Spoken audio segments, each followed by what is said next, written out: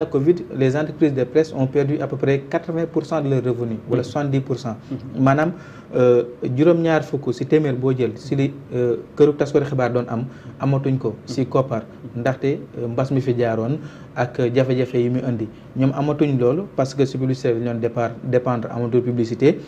et de la presse bi bloqué nañ ko depuis quelques années. État bi ñëw tamit dagg yenn convention yi nga xam ne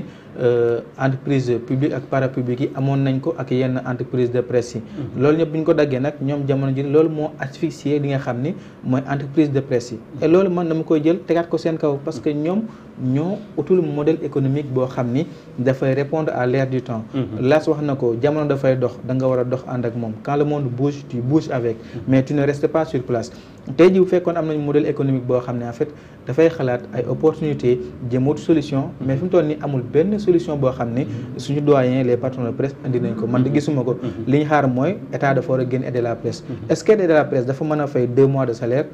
un Boubacar à qui tu dois 2 mois de salaire on est à peu près 150 à 200 personnes boo war a fay à peu près ku nekk 200 000 francs est-ce que aider la presse bi ngay am dala ko mën a fayal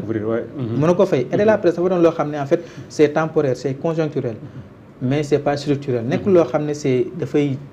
jëm ba faaw pour une durée la ñu jox la ko nga lijjanti say besoins jënd matériel wala léegi la mais c'est pas pour payer des salaires et quand tu dépends de ça pour payer tes salaires je te dis en fait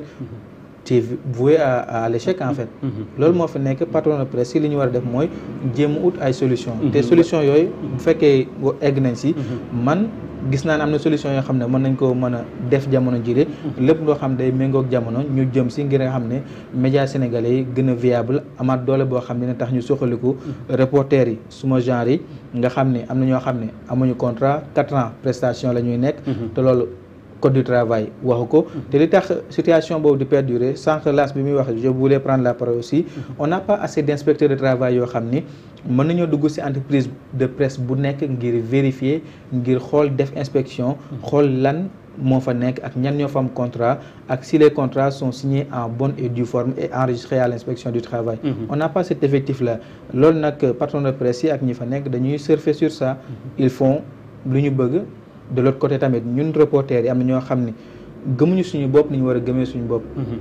dañu ko doon wax souvent bu ñu nekkee ceci y a un prof qui disait il faut savoir ce que l'on vaut c'est-à-dire nit da ngay xam sa bopp tu as des compétences tu as des qualités tu ne mendies pas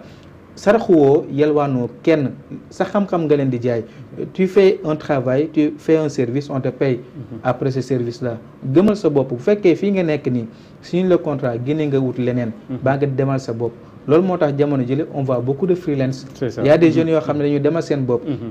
phénomène boobu li ko gën a yokk mooy parce que patron de presse yi fayatuñu médias yi fayatuñu ñu jëm dans d'autres univers adaptation la bu jeunes yi di def koo fi gis dana naan freelance la ça veut dire qu'en fait freelance mooy chômeur journaliste ça veut dire nekk ma fenn su ma liggéey bopp laay def bu ma amee dara ma dóor su ma amul dara ma toog loolu moo fa nekk et puis loolu sax defe naa moo indi la prolifération des chaînes YouTube yi nga xam ne moom la ñu créé c'est ça les points comme point sn yoo xam ni information bi fu ne lay jógee mais am na loo tudd Boubacar tudd ko muy aide à la presse bi mu nekk loo xam ne itam moom la ñu poñee patronat bi ba sax ñu nekk ci jamono ji di wax ne dañ koy suspendre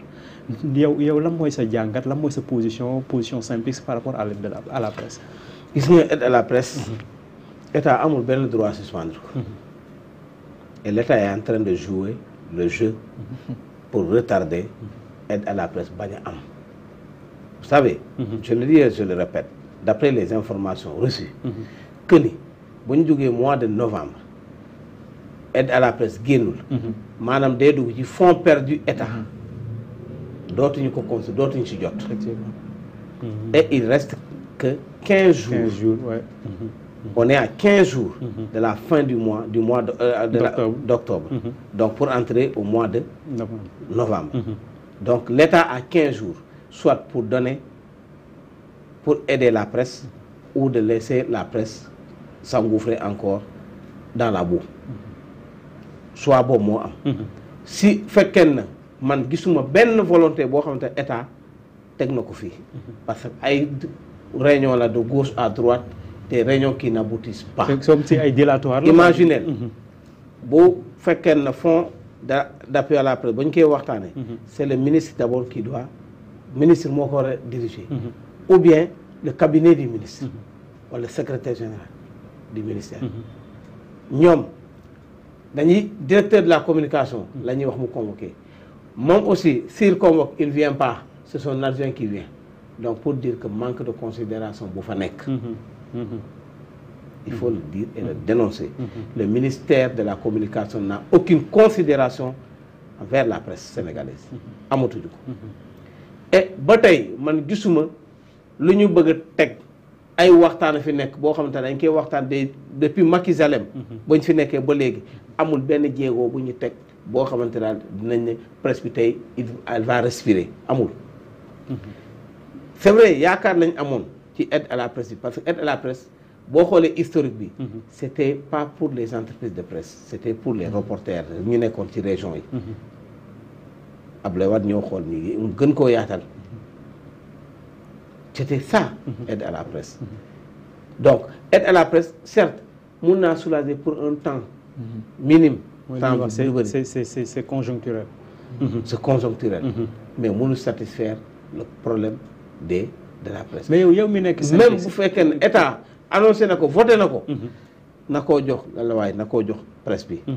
xam ngeen jamono ji carte de la presse carte nu ngi koy wax carte nationale de la presse pratiquement ñu ko yor seen carte yëpp expiré donc pour dire que carte nationale de la presse mooy identité mooy carte d'identité journaliste boo ko amul on est personne n'est journaliste ñu expiré on est mooy Boubacar mooy man on n'est pas des journalistes parce que carte boobu mooy sunu mandargal est-ce que waaye CORED budget CORED dañoo tëj seen bureau mooy commission bi joxe carte doxatul ndax lan CORED état moo ko moom de presse moomu ko de c'est une création de l'État du Sénégal et dépendant du ministère de la communication pour vous le dire ñoom ministère yeneen département yëpp am nañ seen budget CORED nan lu tax amul budget commission de carte nationale de la presse lu tax amuñu budget te ñoom ñoo ko moom c'est dépendant du ministère de la communication donc pour vous dire que gisuma man moo tax ma ne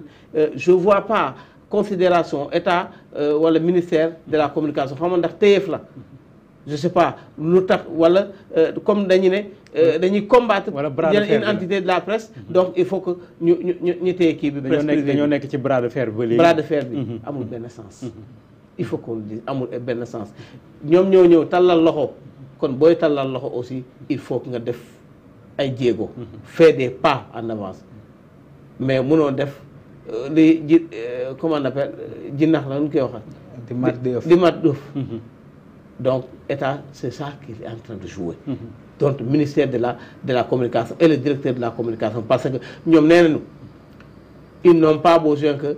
presse bi gis président de la République parce que le président de la République nee na il a des ministres forts un premier ministre fort des ministres forts et des directeurs forts donc si les directeurs depuis combien de temps mënuñu régler donc les directeurs ne sont pas forts le ministre jusqu'à présent il n'est pas fort donc le président de la République qui n'agisse loolu leer na mais bëggoon naa la laaj benn détail rek balaa ñuy egg ci balaa may ñëw ci Boubacar surtout concernant aide à la presse ñu bëri dañ koy reprocher patronat bi ni ñoom ñoo koy noosee waaw c'est vrai il faut qu'on dise la vérité gis nga aide à la presse bi il faut que ñu am ci regard et dinaa ci yokk loo xam te ne mooy merci nga fàttali ma ko parce que dafa am loo xam ne ministère wax na ko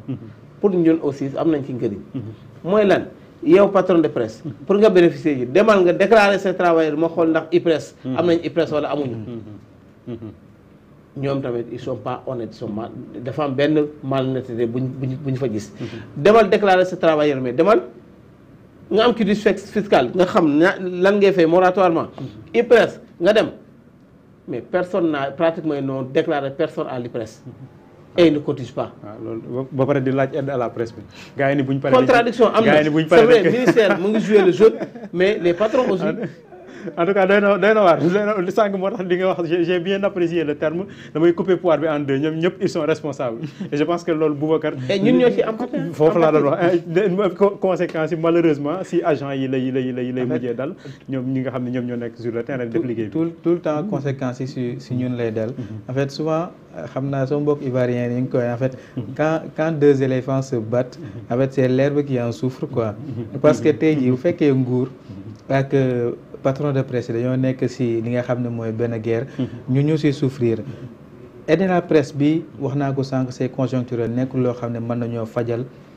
suñuy soxla tey jii la preuve nguur gi téye na ko ñëpp a ngi jooy ñëpp a ngi yuuxu en fait ça ne va plus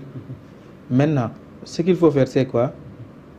aller vers la table je vais pas dire de négociation mais en fait essayer de une réconciliation comme ce que l'État a commencé Marie-Rose wax na ko sànq neen dañoo bëgg amal ay discussion entre état bi ak presse bi te loolu sax dafa bokkoon ci injonction yi président waxoon bi fa convention demee am na wala sax après 31 décembre mu ngi koy wax mu ne en fait on doit aller vers des discussions entre les acteurs de la presse et les autorités que joxoon na ay digal ki nga xam ne mooy sunu ministre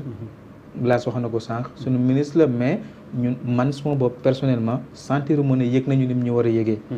la preuve il ne sait même pas que la carte nationale de la presse ban durée la am keroog mu ngi naan je pense que 4 ans la tu vois xamul ban durée la ça veut dire qu'en fait moom on lui a confié la presse mais en fait je pense qu'il ne s'y intéresse pas trop la preuve mooy saa yuñ ko convié son directeur de cabinet la ñuy yebal Abibou c'est lui qui vient, c'est le directeur de la communication. C'est comme chargé de communication. Mais gars yi presse bi dañoo bëri problème nag. neexu ñoo toogal waxtaan de. gis nga dañ ko en fait xaaral ma ñëw dañ ko convier benn rencontre. temps yële. la veille. le